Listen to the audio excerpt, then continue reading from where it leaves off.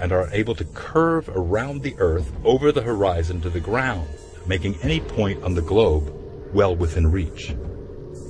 One of the dangers in spreading chemtrails is that it acts as a desiccant and further dries the air. In other words, these chemical particulates can dry up the atmosphere and induce drought.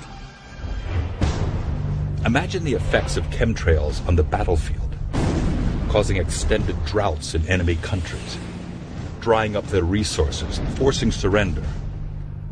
Just as terrifying is another form of weather being weaponized, rain, that can trigger devastating floods and wipe cities clean off the map. If you can make it rain, you can have a profound effect on the battlefield. One of the critical elements in launching a weatherized battle is being able to control rain and unleash floods.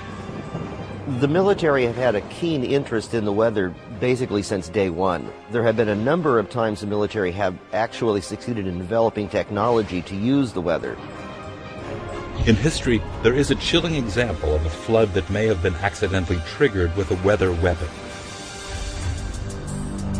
August 15th, 1952, near the small town of Lynmouth, England, a massive rainstorm strikes. The river swells. Scores die.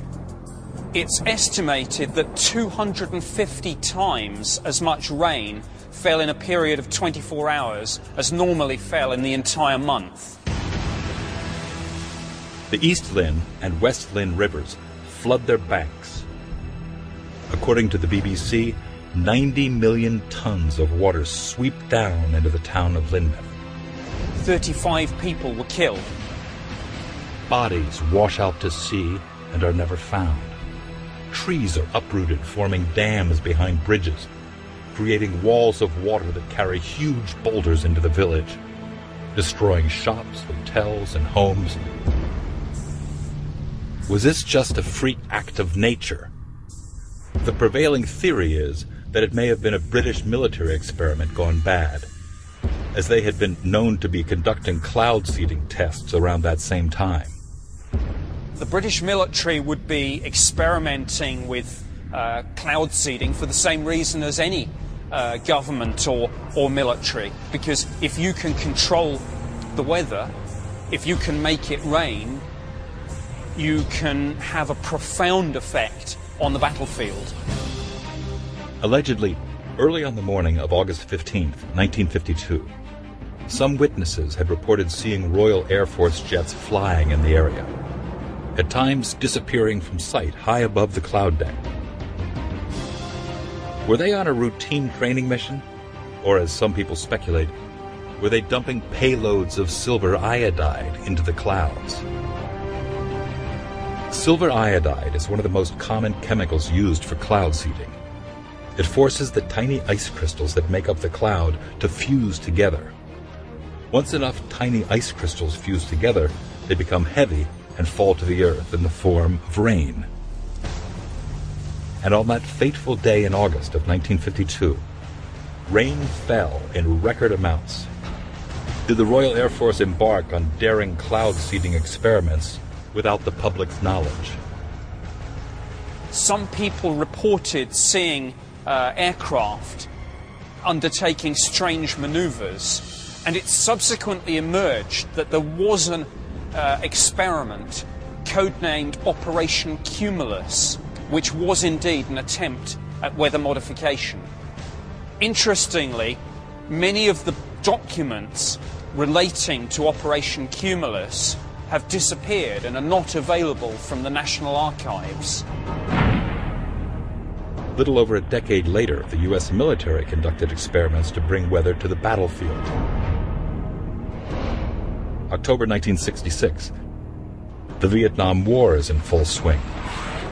U.S. military scientists are devising a way to slow down enemy forces using the weather. U.S. had gone from advisor status to in-field combat status, and were not doing well. As a result of not being able to make progress on the ground, the U.S. went to bringing the battle into the atmosphere above the battlefield. The Air Force employed a groundbreaking military directive called Project Popeye. Project Popeye was a weather modification program that involved cloud seeding, and the idea was to produce or exaggerate the monsoon rains that are traditional in that region.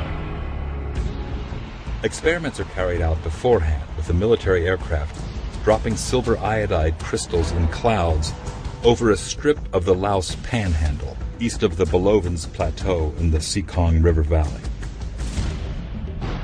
50 cloud seeding runs are conducted.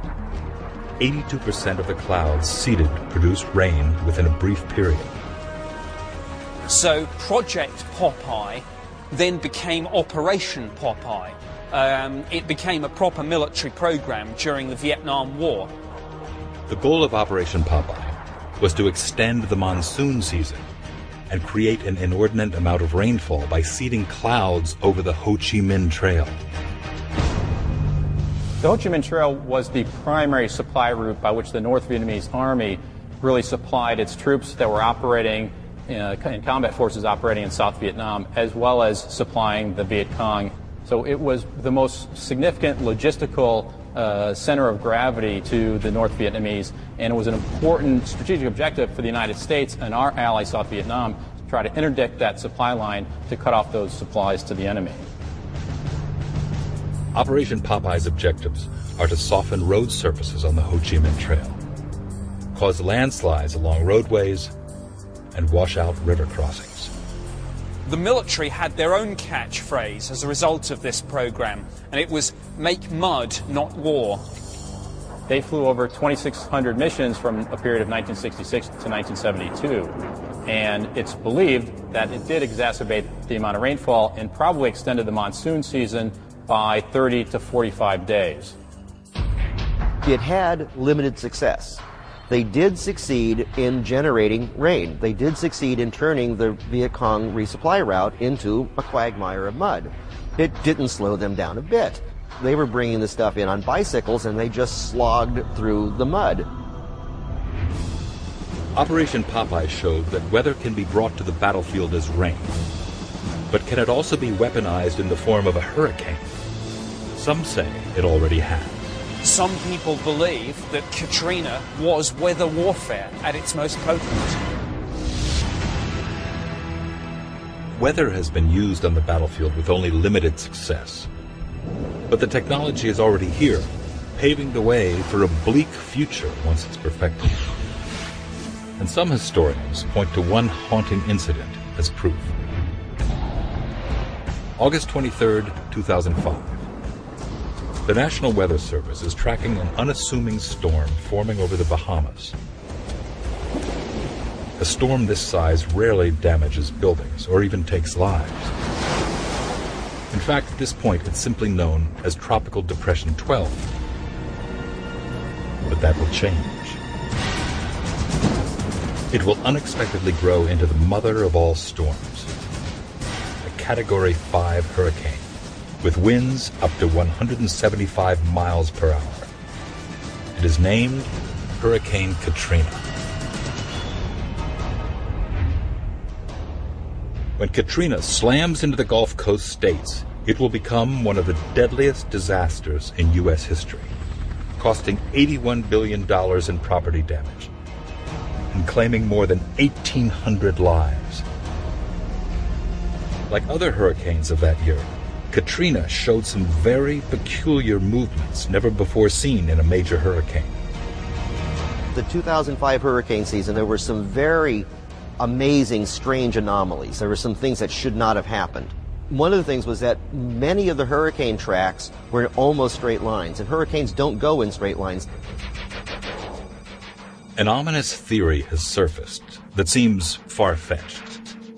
There are some extremely sinister conspiracy theories circulating about Hurricane Katrina. Some people believe that Katrina hit where it hit with the power that it struck because of Russian or Chinese weather control experiments. Just before coming on shore, Katrina did an abrupt 90-degree turn, hard left and went down the beach for a substantial distance before coming on shore. So we have